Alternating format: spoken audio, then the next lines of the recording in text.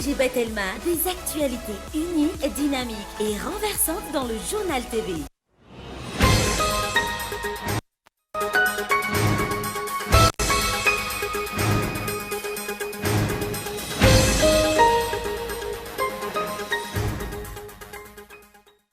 Hitataratra amin'ny vona miatra amin'ny firenena tahaka izao ny fitiavana ny mpiarabelona.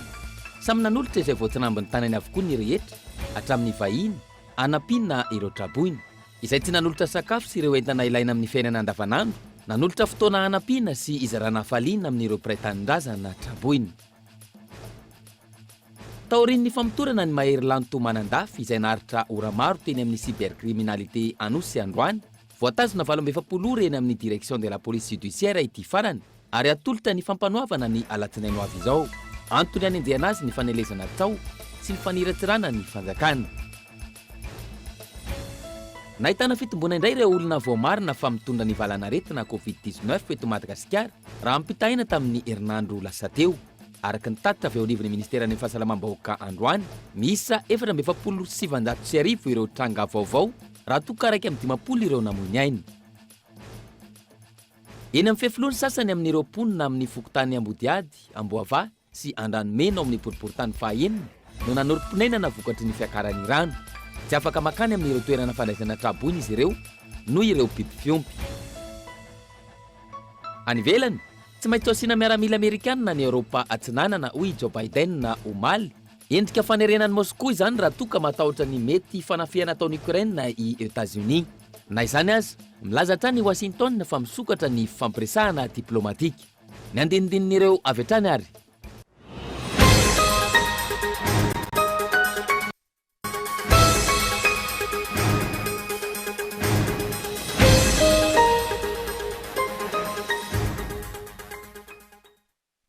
Magnatry ny mbola tsara tompoko lahy sy tompoko vavy fotoana ny vaovao eto amin'ny fety lavitra kolo asako mpanajananao anaraka izany hatramin'ny farany. Isandarantsika zany fotoana ny fampahalalam-baovao izany hitataratra amin'ny vona miatra amin'ny firenena tahaka izao ny fitiavana ny mpiarabelona samy nanolotra izay voatsirambiny tany avokoa ny rehetra hatramin'ny vahiny anampiana ireo trabona izay tsy nanolotra sakafo sy entina ilaina amin'ny fiainana andavanandro. Nanolotra ihany koa ny anampiana sy zarana hafaliana ho an'ireo mpiray tanindrazana trabona. Ndiarahantsika ny matonda tsoratra Gaeton Andriatsalavo. Favoazana niatra tamin'ny malagasy vokatry ny andro ratsy farany teo, indrindra ho an'ny eto Antananarivo renivohitra sy ny manodidina. Betsaka ireo naneho hevitra sy nitondra fanazavana mahakasika ny antony mahadibo-drano hatrany any Antananarivo rehefa fotoan'ny rotsakorana sy mety ho vahaolana ahafahana miatrika ny rotsakorana mbola ho avy. Ao ireo nanome tsiny, ao ireo nilaza fa mandrora miatsilany ny vahoaka ka hiara ny vokadratsiny izay nataony ihany.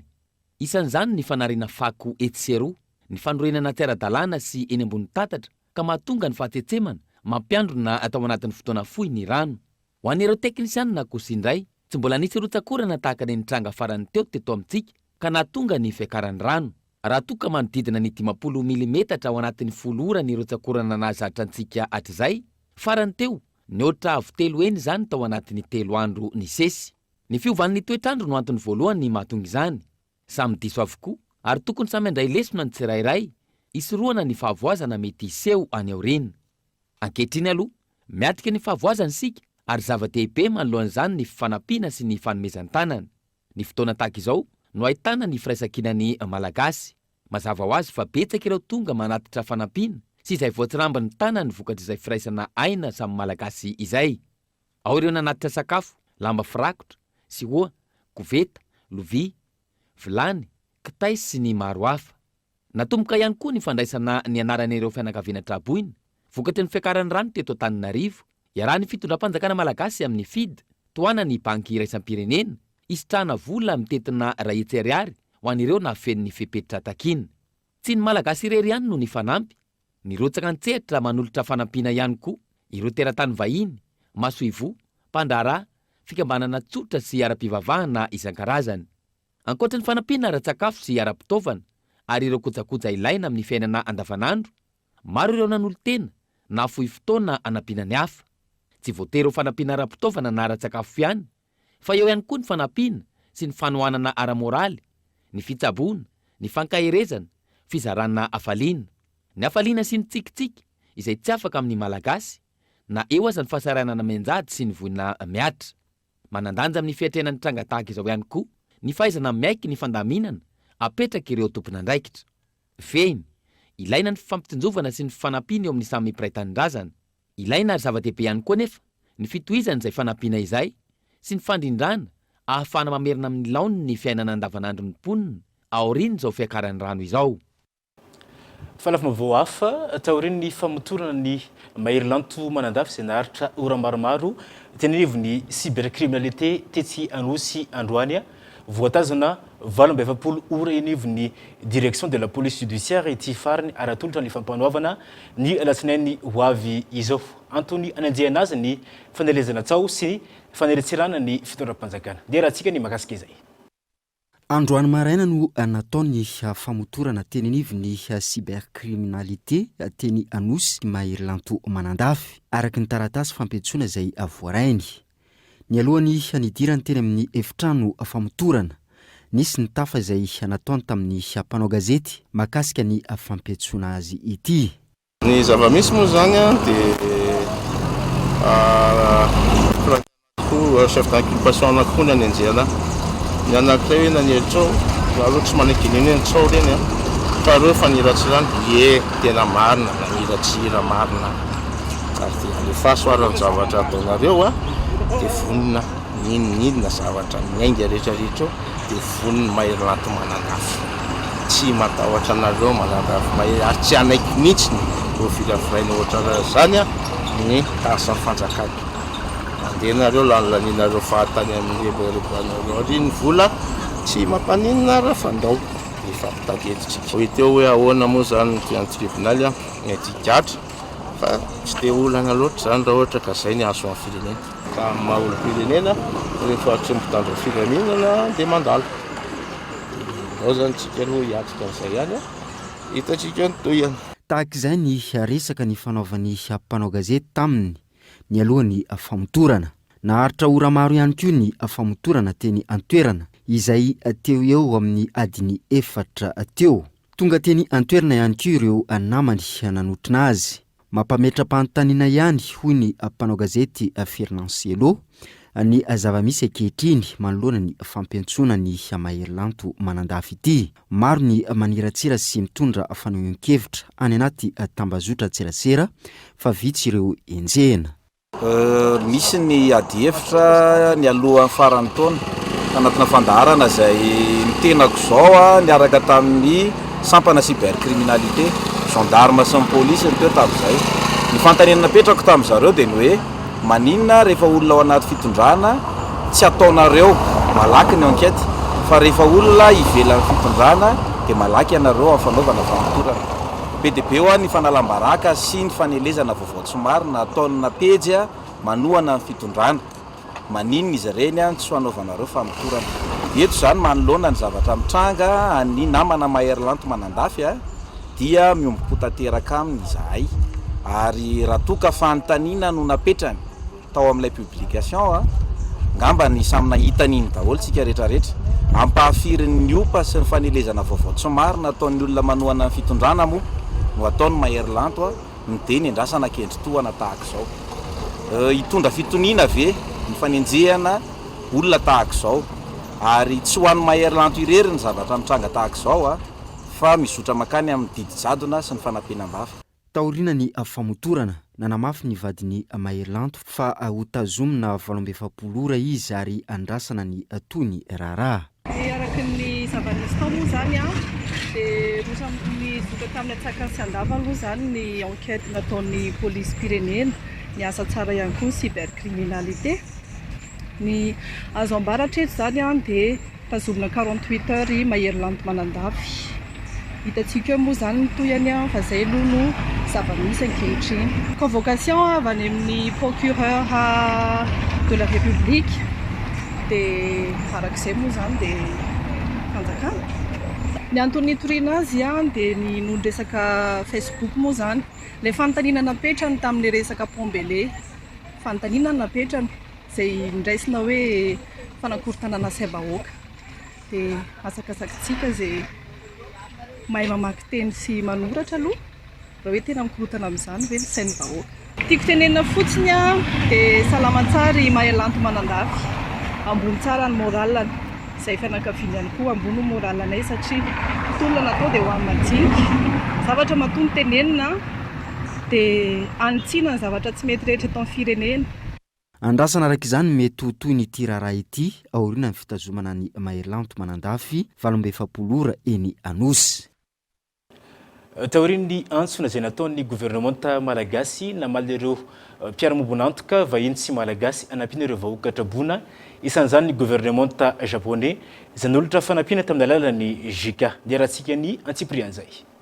Taorian'ny antsoavo nataon'ny gouvernemanta malagasy nanapa-kevitra ny gouvernemanta japonais fa hanolotra fanampiana vonjimaika ho an'ireo traboina isan'izany ny lay, bodofotsy sy ny sisa amin'ny alalan'ny agence japonaise de coopération internationale na ny JICA. Amin'ny maha olona sy nohon'ny fifandraisana misy eo amin'ny Japana sy Madagasikara no nandraisana fanapahan-kevitra hanampiana ireo olona tsy manan-kialofana no ny toetrandro ratsy niatra tamin'ny Nosy sy Tatoato. Ny aina loza voajanahary maro ny vahoaka japonais ka mahatsapa ny fahoriana iaina ny vahoaka malagasy ary miombo-po amin'ireo izay voakasiky ny tondra-drano raha ny fanazavana. Ankilan'izay namaly ny antso nataon'ny ministeran'ny raharaham-bahiny ireo vondrona iraisam-pirenena nitondra anjara biriky amin'izao vohikava mahatratra izao. Tonga nanatitra izany teny amin'ny BNGRC ny ministry ny raharaham-bahiny midera manokana ny ezaka nataon'ireo tompon'andrakim-panjakana isan-tokony hatrany amin'ny ambaratonga rehetra ny ministra manoloana ny fahasimbana teraka izao andro ratsy izao ary maneho ny fiarahamientana sy ny firaisan-kina amin'izy ireo. Mampafantatra ihany koa ny ministeran'ny raharaham-bahiny fa efa natomboka tamin'ny fomba ofisialy ny antso ho amin'ny firaisan-kina teo amin'ny Masoivo sy ireo namany Madagasikara, fanomezana sakafo, fitaovana, vola alefa mivantana eny amin'ny BNGRC avokoa. Ankoatr'ireo Masoivo monina sy miasa eto Madagasikara, mitohy hatrany ihany koa ny tolo-tanana sy ny fanampiana ataon'ny samy malagasy. Isan'ny nanolo-tanana ny teo anivon'ny KNAPS izay nanolotra kidoro misa 500, lamba firakotra 500, soa 200, koveta 200 ary kopy 200 ihany koa. Fanampiana izay mitetina hatrany amin'ny 920 tapitrisa ariary. Tonga eo amin'ny fotoantsika izay tsy ampy intsony ny enti-manana eto toerana zany raha ohatra ka jerena amin'ny filana hiatrehana zany an'izao loza voajanahary izao. Ny hetsika izay ataonay androany zany dia anehoanay hoe izay sotoavina mifampitsinjo izay, mifampitsinjo ny taranaka amin'ny fandimpy. Tsy nataonay izay zany hoe hipetraka ambony latabatra fotsiny fa tena hoe hiainanay indrindra amin'ny fotoana tahaka an'izao zany izay ilain'ny firenena, ilain'ny mpiray-tanindrazana izay fampitsonjovana izay. Ireo mpiasa eo anivon'ny KNAPS mivondrona ao anatin'ny fikambanana ifampita izao nanolotra fanampiana izao. Tanjona amin'ny fanampiana tahaka izao raha ny fanazavana hatrany, ny firaisan-kina sy ny fanohanana ary ny fanampiana amin'ny andro sarotra.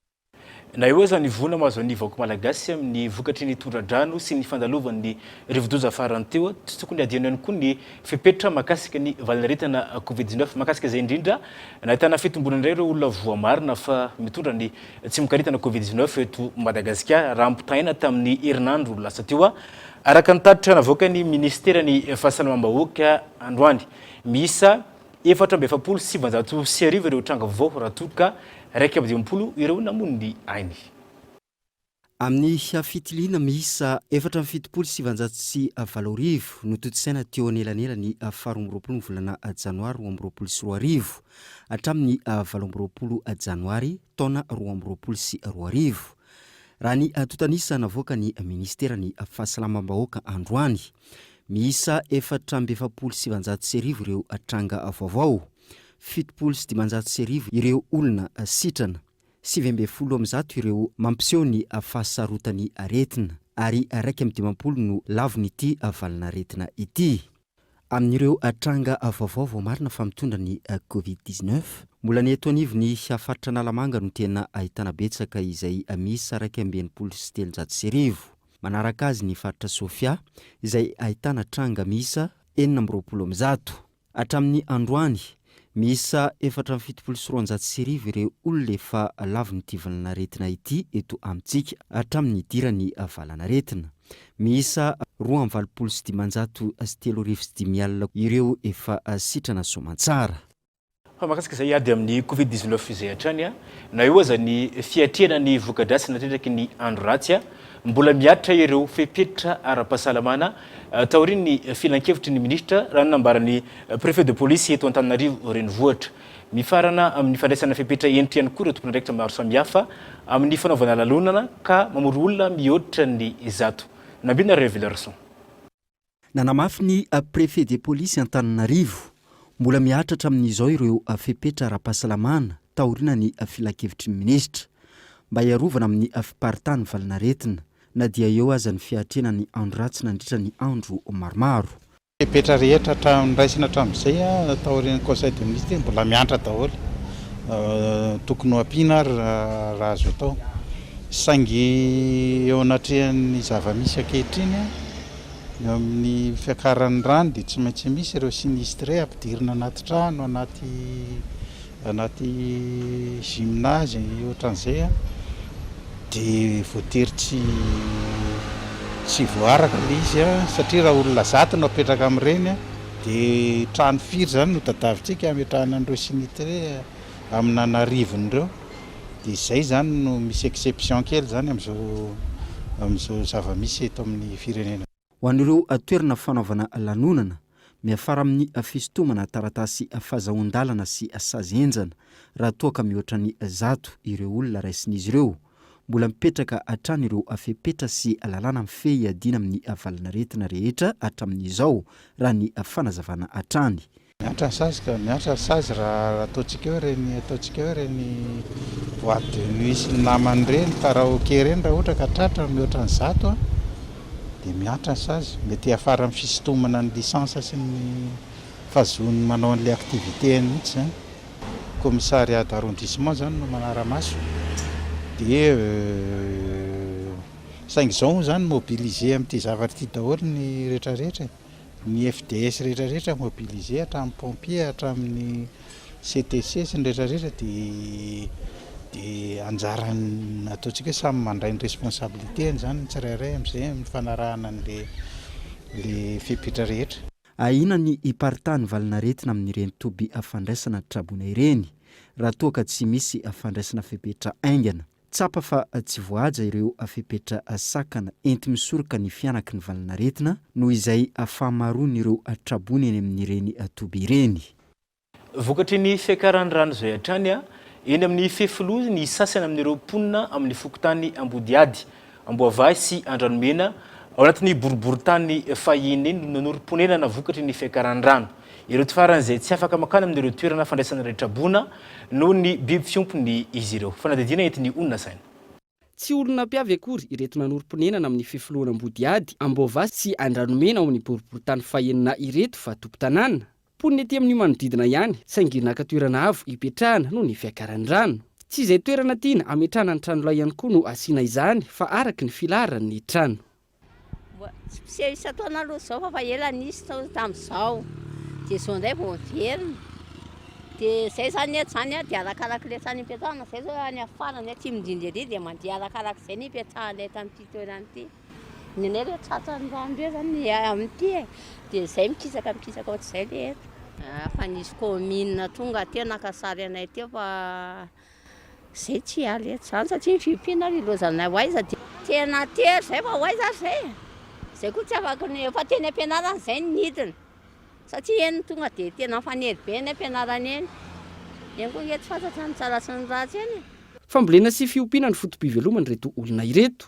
Ho an'ity tokantrano iray tsy misy azo antenaina ny fambolem-bary amin'ity taona ity, tsy maintsy hividy raha nahavita taona hatrany izany teo aloha. Izay zao tena mijaly mihitsy satria na varinay ara nambolena atao zao dia tratran'ny rano tsy misy. Nefa izay efa samby antitra. Efa 70 taona zao mivadiko. Tsy mbola masaka fa tratran'ny rano ao. Simba fa tsisy zavatra mbola tsy miteraka mitovary vao mijoro kely vao miteraka kely mbola rano ny ao anatin'ireny. Tena lafo be ilay vola laninay tamin'ilay izy.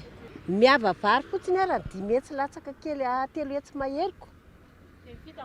Fa raha ny fitambarany efa tena enjana be amin'ilay tambary fa izay tsy mividy vary zany fa amin'ity izay tratra mividy vary ka tsy napozina fa elana inge zao vao nisy an'izao tsy napozina ka lenay tsy nisy rano tsisy rano mihitsy ilay ao bombony ao mbola be da be mihitsy nge vary difotra ao fa raha ohatra ka mba misy indray le mpiasa ny généralina taloha manokatra n'le tatatra dia iny dia tonga dia miditra ho azy alohany volana ho dia efa miditra ny rano tamin'ity afa amin'ny volan'inona vao niditra ny rano septambra vao nanetsa farany septambra dia izay no nahatonga n'le izy ohatr'izao tena mijaly le mpamboly satria nenay tsy mba manana anton'asy zay fa mpambolena io mbo karakarainay satria reny ny vitanay tsy maintsy hividy vary araka izany ireo mpamboly noho ny fiakaran-drano fa tiantoka ihany koa ny andreo misehatra amin'ny fiompiana ho an'ity ankonana iray ity miandriandro ny ombivavy ka tsy afa-miala lavitra izy mivady ny trondro izay nompiana ihany koa ny paritaka vokatry ny fahavakisany ny dobo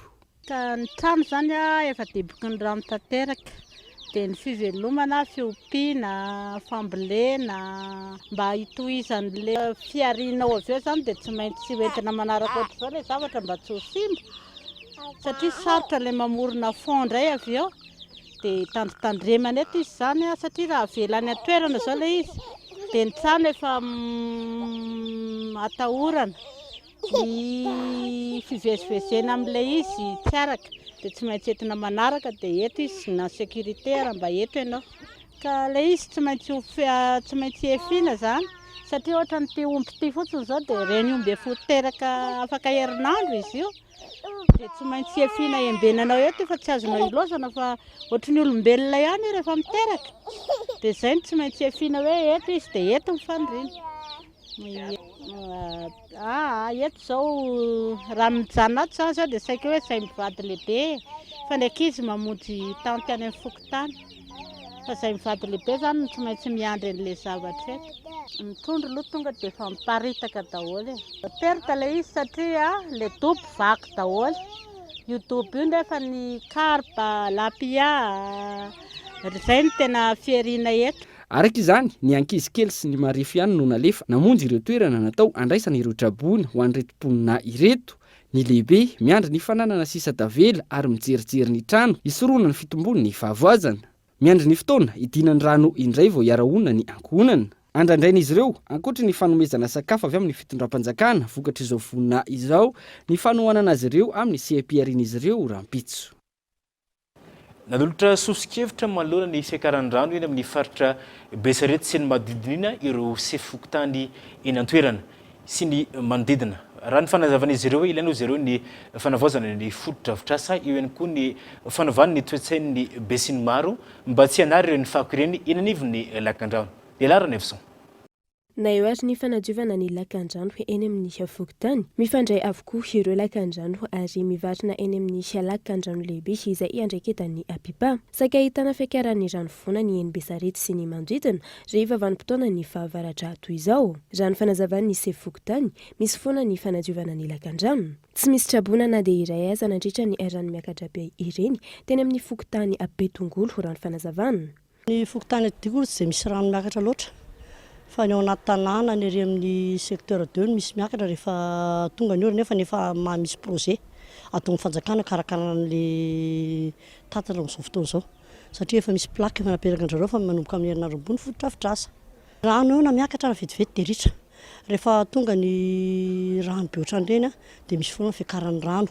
fa vetivety dia ritra fa iny zany rehefa rehefa tonga ny rano misy rano be amin'iny dia presque ny ao amin'ny arrondissement manadio an'iny satria vao amoron-dalana mantsy dia tsy any fokotany fa ny arrondissement na ny commune urbaine Antananarivo ho an'ny fokotany Besarety na eo aza ny fanadiovana ny lakan-drano miakatra hatrany ny rano eny amin'izy ireo ny amaroan'ny rotsakorana ka tsy zaka ny lakan-drano itsony natonga ny rano miakatra raha ny fanazavana natonga an'ireo trabona zany dia le fiakaran'ny rano voalohany indrindra satria tonga dia dobo-drano ny trano zareo ireo tsy azo toerana fa ry manarakaraka zany eo koa le tranon'ilay mivava na mitritra zany dia reny tsy maintsy voatery tsy maintsy esorinao le olona sao isian'ny faty olona amin'le toerana rehefa mipotra io le fiakaran'ny rano dia tsy io ihany aloha nefa melohan'izay dia efa nisy ihany ny fanadiovan'ny commune ny canal teny miaraka tamin'le RF2 ety aminay manodidina ety satria izay zahay fokotany izay rehetrarehetra dia manana an'le ekipan'le RF2 dia ireny no manadio lalana manadio canal miaraka amin'ny commune diso betsaka loatra le rano fa ro manarakaraka zany le canal zany tsy maharaka an'ilay rano tafiditra ao tsony zany amin'izao fotoana andro zao Manampy izany ihany koa fa hoy ny sefokotany ny fahatseseman'ny lakan-drano vokatry ny fako hoentin'ny rano amin'ny faritra avo. Misy araka izany sosikevitra narosin'ireo sefokotany. Amin'ny toerana misy anay moa zany ty toerana misy anay ty na Besarety na Imavoky na Pandrana Besarety dia ohatran'ny cuvette farany ambany indrindra ka ny rano avany ambony any dia izay mandalo eto aminay eto daholo.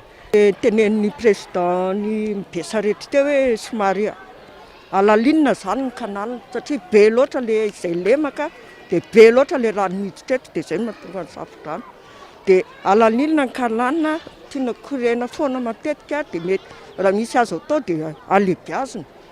Dia reny le manakatsakany ery mare masay ery koa io no tena mahatonga le izy le tsotra-tany be dia be eo dia lasa tsy mivoaka le rano dia kely ny fandehanan'le rano dia miakatra. Mahatonga le fako tsy tena le eo amin'ny fokotany mahatonga le fako fa raha vao avy ny orana dia fako be dia be nentin' zareo avy any ambony any manaraka an'le rano ohatra amin'ny hoe izay plaine dia ny any ambony any mitondra fako be dia be ohatra ny fasapitra manontolo iny dia avy eo indray ny any faravohatra avy any ambony any mitondra fako makate aminay. Mila amafisina hatrany ny fanadiovana ny lakan-drano amin'ny faritra iva antony mifandray avokoa izany na ny fako avy any amin'ny faritra hafa. Ny fananana toetsaina madio ary ny tsy fanariana fako eny amin'ny toerana tsy tokony anariana izany no hanamora ny fiatrehana ny fiakaran'ny rano rehefa vanim-potoana ny fahavaratra toy izao. Nanao vohimakava mahatratra ihany koa ho an'ireo vahoaka malagasy trabona vokatry ny fiakaran'ny rano ny antoko Arema ka nanatitra ny fanampiana teny anivon'ny BNGRC ny riva teo. Andraikitry ny antoko politika koa zareo ny manao adidy amin'ny mpiarabelona izany indrindra no antony natonga zareo nanolotra izao fanampiana izao. Antoko velona sy mandray andraikitra eto amin'ny tany sy ny firenena ny Arema ho ny sekretera nasionaly ny Androany nandritra ny fotoana nanoloran'izy ireo ny fanampiana teny amin'ny foibe-toeran'ny BNGRC ho an'ny mpiray tanindrazana izay niarambona vokatry ny fandalovan'ny andro ratsy niteraka ora mikija teto amintsika. Dia tonga izay avy ato amin'ny antoko Arema nanatitra fititsim-bahetra moa zany no nataonay tato anatin'ny antoko dia samby nanome izay voatsirambin'ny tanana dia navitana nanangona vary iray taonina sy voamaina sasataonina mba natolotray zany ho an'ny aty amin'ny BNGRC mba ho an'ny malagasy rehetra satria misy traboina daholo manerana Madagasikara ary sarotra ho an'ny tsirairay moa zany ny andeha anatona ny sambaravarana andeha anatitra an'izay fa adidy amanandraikitry ny BNGRC moa zany manao an'izany dia nanantona izay zany aty mba hanome an'io fanomezana kely tsy atao hoe betsaka fa zay ny vita zany dia zay no mba hifampizarana. Antoko isan'ny zokiny sy mivelatra manerana nosy ny antoko Arema mandray andraikitra amin'ny maha antoko azy miasa ary eo anila ny vahoaka raha ny fanazavana hatrany antony izao fanohanana ny mpiray tanindrazana izao. Ny antoko politika dia manana didy mitaiza dia zay zany no hoe izay izy tsirairay avy zany natsiaro tena hoe tsy maintsy manao zavatra dia tsy maintsy manao izay azonay atao mba hanamaivana ny marary ao amin'ny malagasy tsy vaky volo. Misy moa zany ny tanora tonga saina dia niteny hoe aleo izay hozy izy mba hanadiony any amin'ny tanàna eny mba ahafahana mba tsy dia mampisy an'le tondra-drano be loatra. Ny sasany moa zany dia any amin'ny fiarahamonina any no nandeha nanatitra fa eto moa zany dia ho an'ny Madagasikara iray manontolo zany nijoroanay izahay ao amin'ny bureau politika ny antoko Arema. Araka izany nanolotra vary sy voamaina ho an'ny vahoaka trabona izay ho tantanin'ny BNGRC ny antoko Arema ny ariva teo. Hatreto ity antoko ity no isan'ireo lohany nanefa ny adidy no an'ny mpiray tanindrazana manoloana ny vona misy eto amin'ny firenena ankehitriny. Tapany voalohany teto anivy ny fampalalambavao isento vetivetsika atinatiny reto dokavatra reto rehefa eo indray ary.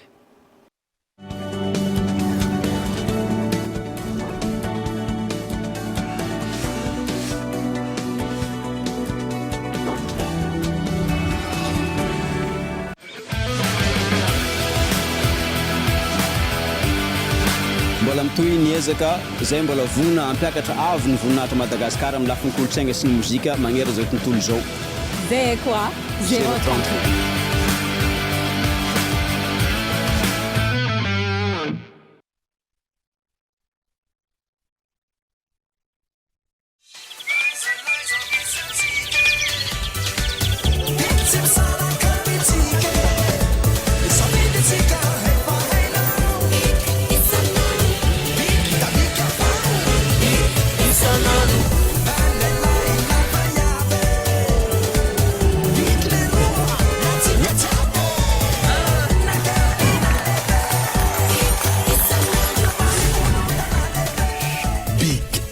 isan'andro.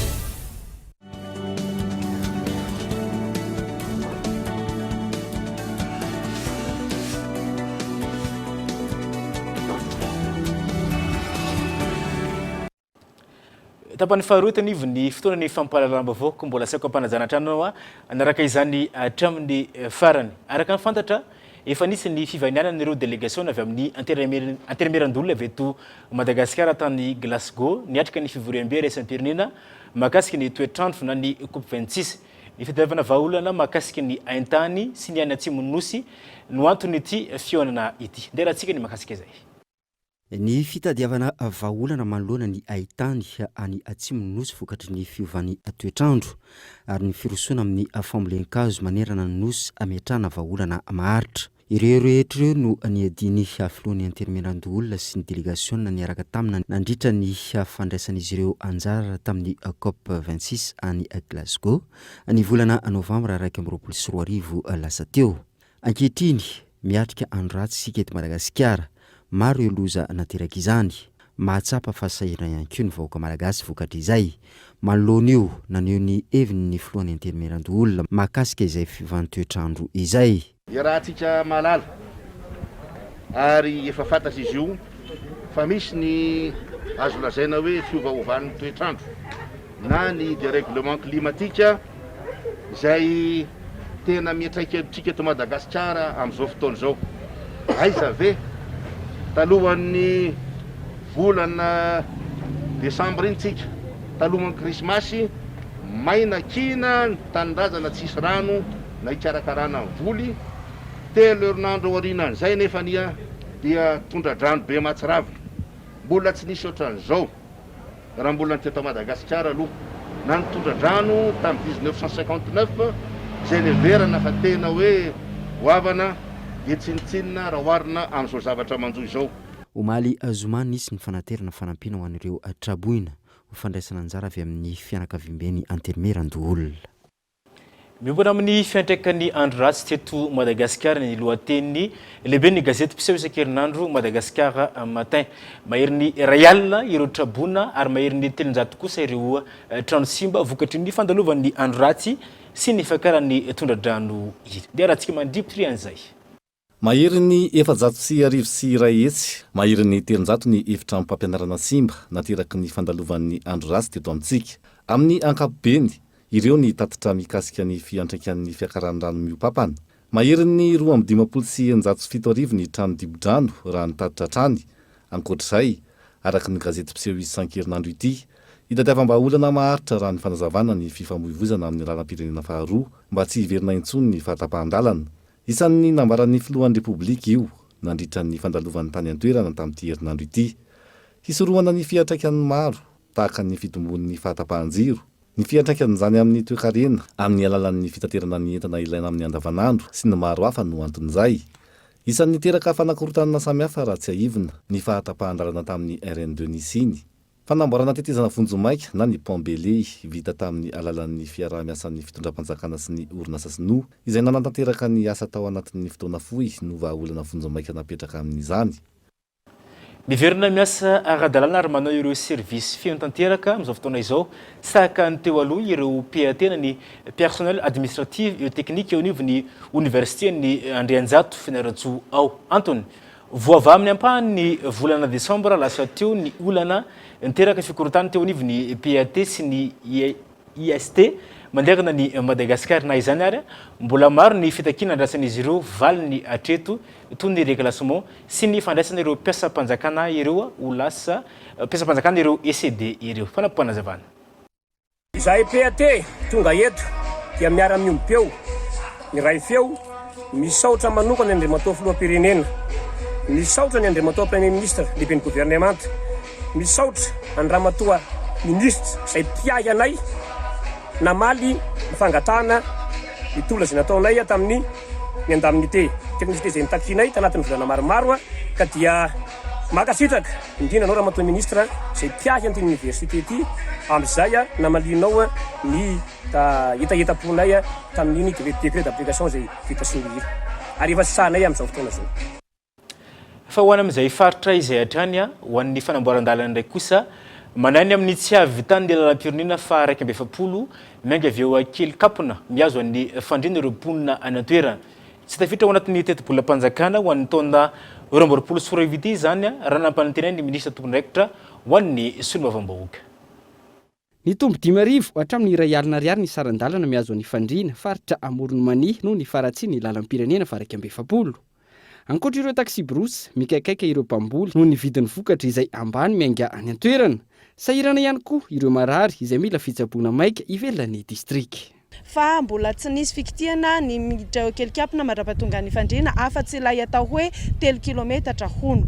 Dikan'izany mbola tsy nivoaka ny vokatra, mbola mijaly ny marary mila évacuation sanitaire, mbola mijaly ireo mpitatitra izay mamezivezy ny fiarakodiny mandroso sy miverina mamoaka sy mampiditra ireo vahoaka ao anatin'ny distrika ny fandriana, mbola kamo makany aminay ny mpandraharaha satria ratsy loatra ny lalana makany fandriana. Maro ny fotodrafitrasa-mpamandrosoana tokony atao amin'ity distrika ity raha ny fanazavana saingy tokony atao laharam-pahamehana amin'izany ny lalana. Efa nisy ny fampanantenan'ny ministra tompon'andraikitra saingy tsy hita tao anatin'ny teti-bolam-panjakana indray izany tamin'ity taona ity ary toa niova zavatra hafa raha ny fanazavana hatrany. Raha ny resaka ny fanaovana tamin'ny ministra ny asa vaventy nandritra ny fihaonan'ny solombavambahoaka sy ireo membre ny gouvernement tamin'ny session ordinaire farany teo izay nitanterahana teny amin'ny CCI dia hatao ny RN 41 ary mbola tazominay zany hatramin'izao satria tsy mbola nisy fiovana filazana ny hoe tsy hatao sanatria. Tsy nisoratra tao anatin'ny LFI ny lalam-pirenena fa 2.7 kanefa kosa dia nanazava ny ministra ny asa vaventy fa misy ampahambola izay azo amintana azy godronena tanteraka ny 2.7 kilometatra ny RN 41 manomboka eo kelikapona mandrapatonga ny fandriana. Ny zavatra somary nampitaintana kely ny mponina ao anatin'ny distrika ny fandriana misy lalana atao hoe 3 kilometatra hono no ho tanterahina mandeha amin'izao ora itenenantsika izao izay somary nagaga ihany hoe 3 kilometatra tokony ho tafiditra ao anatin'ny 2.7 kilometatra atao manokana mialohany anatanterahana ny 2.7 kilometatra. Manay ny solombavambahoaka sy ireo mponina any an-toerana amin'izao fotoana izao sao lalana mirefy 3 kilometatra no amboarina amin'ny lalam-pirenena fa 2.7 izay nampanantenaina fa ho atao tara avokoa ny 2.7 kilometatra miainga eo kelikapona miazo ny fandriana. Ny scénario nosoratan'ny Dina Nomena Andriamanjaka no nandresy tamin'ny atrikasa Siatsoro pour un film izay kaio no navadika horonan-tsary navoaka tamin'ny fomba ofisialy nandritra ny famarana ny atrikasa androany ary itetan'izao tontolo izao amin'ny fifanana horonan-tsary fohy raha ny fantatra.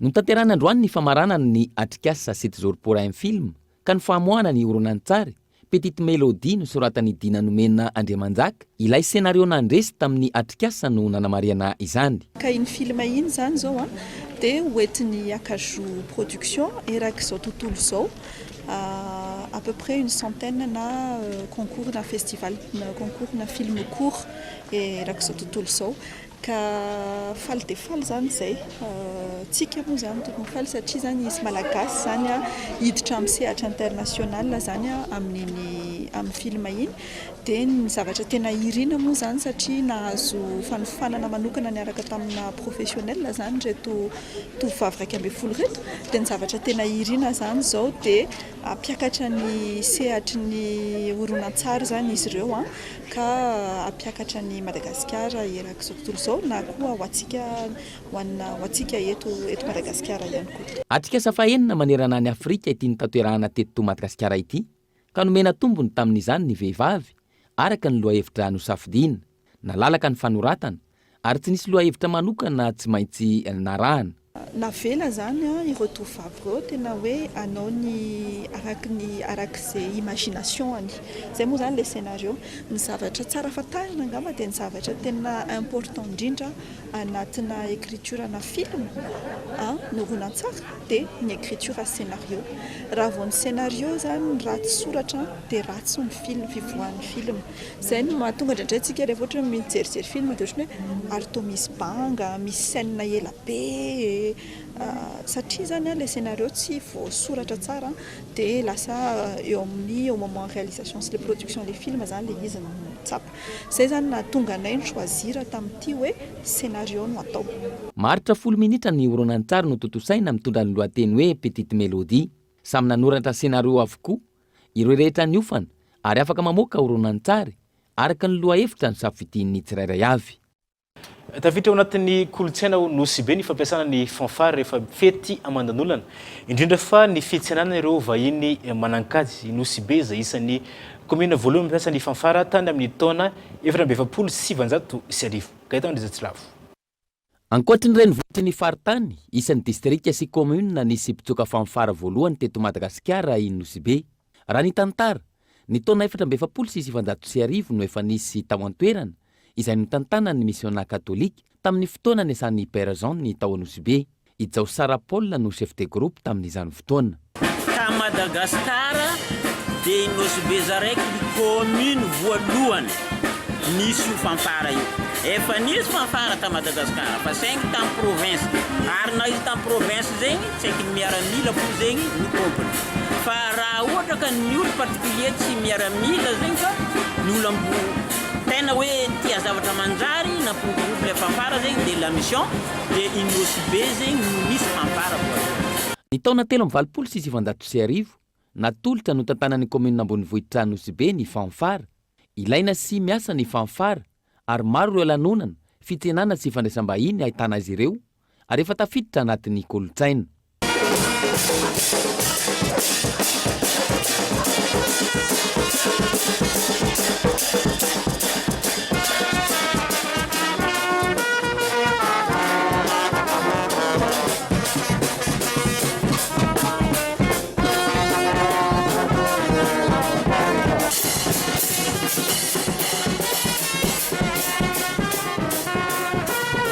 Maro ankehitriny ireo tanora sy zokiolona mitsoka ity fanfara ity ka efa tsy maraka intsony ny fitaovana. Vokatry ny fangatahana natao, napetraka ny fanfara faharoa izay natolotry ny mpanakanto Rijady avy ao anosy be. Tena moa tsy nagnano la musique fa zany kandena nagnano la musique.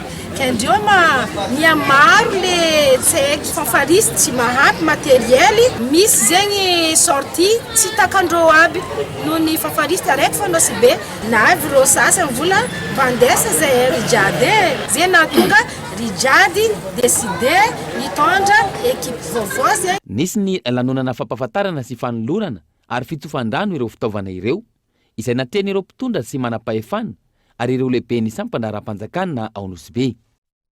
Ho an'ny maresaky resampirrenena tsy maintsy ho asiana miaramila amerikanina an'ny Eropa atsananana toy Joe Biden omaly.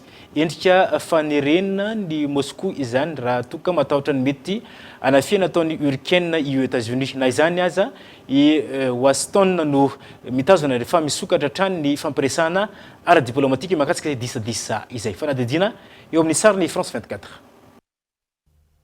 Jany mahakasika ny Moscou mitazona hatrany ny teny ry zareo Amerikanina nambarany Joe Biden ny zoma lasa teo fa andefa miaramila any Eropa atsinanana sy any OTAN izy tsy ho ela na dia tsy ho maro azy. Tsy misy fanampanazavana mazava amin'ny Pentagon izay efa nanaitra 520 miaramila ny herinandro lasa teo izay hiatany amin'ny faritra Etazonia.